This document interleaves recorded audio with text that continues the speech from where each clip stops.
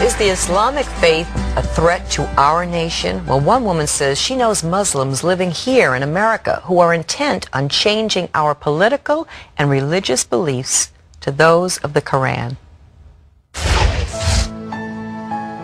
We're back now with Nonie Darwish. She's the author of Now They Call Me Infidel, an amazing story. As a child of an Egyptian officer in Gaza, your father was martyred for the cause of jihad, which is the holy war.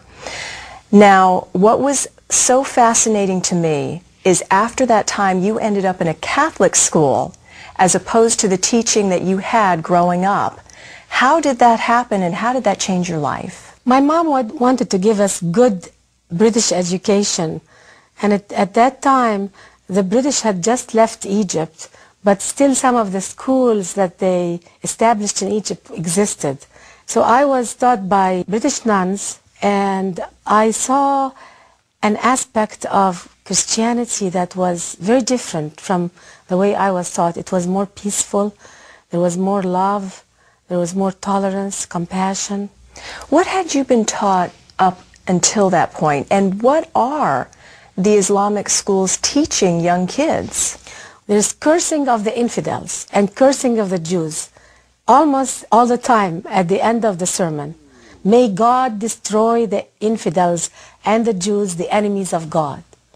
We'd hear that very common, and believe it or not, it used to sound normal. It sounded normal. It sounded normal because when you grow up on it all the time, you think this is right. This is in the textbooks, isn't it? I mean, this is in the textbooks. This is what they learn. It's in the textbooks. It's in the preaching of holy men in the mosque.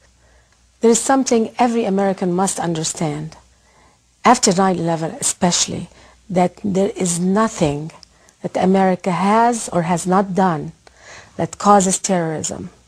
Terrorism is violent jihad, and it's the duty of every Muslim, and that's why many Muslims are silent, because they feel if they speak against terrorism, then they must be speaking against jihad, and that's why they have a conflict to speak out.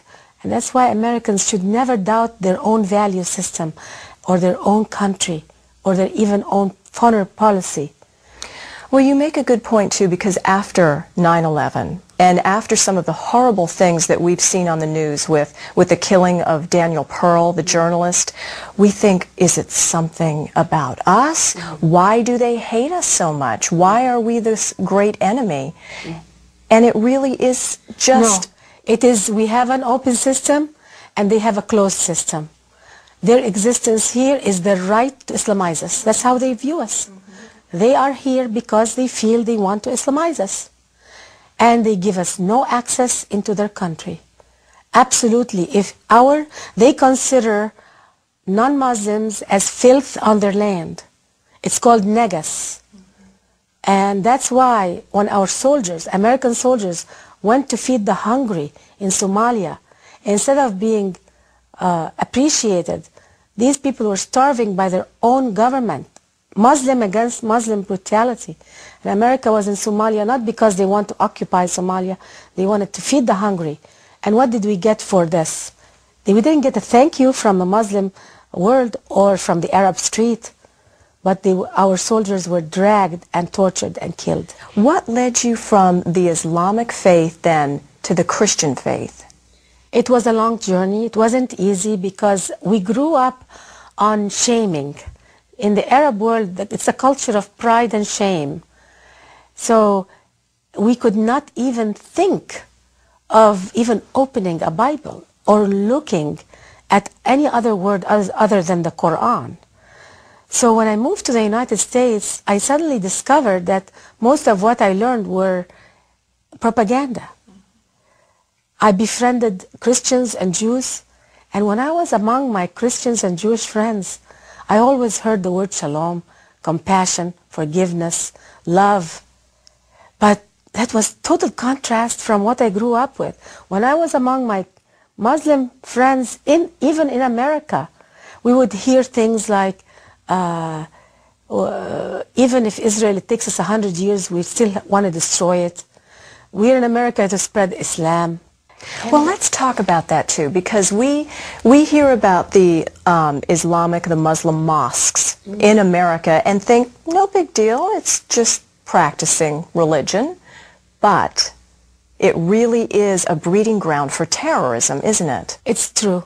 A lot of people think Islam is just a religion. There is a major part in Islamic education, or even the main part, is conquering the world to Islam. It is the utmost honor for every Muslim to believe in jihad, and it's done through jihad, through the sword actually. And if you look at the Saudi flag, it has a sword on it, and it's the symbol of opening countries to the sword. Opening countries through the sword. Do Americans get this? No. Why not? Because we judge everybody by our own value system. We have to understand that we have an open society, an open democracy. We give access to all nations into our country, in America, but we have no access into the Arab world, into the Middle East. They come here and they are welcomed as citizens right away. They open their mosques, they preach even violence and jihad. When I attended 2 mosques in America after I moved here, I was told we are not here to assimilate in America. We are in America to spread Islam and to change the Constitution of the United States to the Quran. And now you're in America and traveling the world to spread the truth. And Nonie, we appreciate you being here once again. This is a book that everybody has to read. I couldn't put it down. It's called Now They Call Me Infidel, Why I Renounced Jihad for America, Israel, and the War on Terror. It will open your eyes. It will help you understand the psychology of what's behind this religion. Nonie Darwish, it has been such an honor and a pleasure to meet you. I appreciate everything that you've taught us and continue to teach people.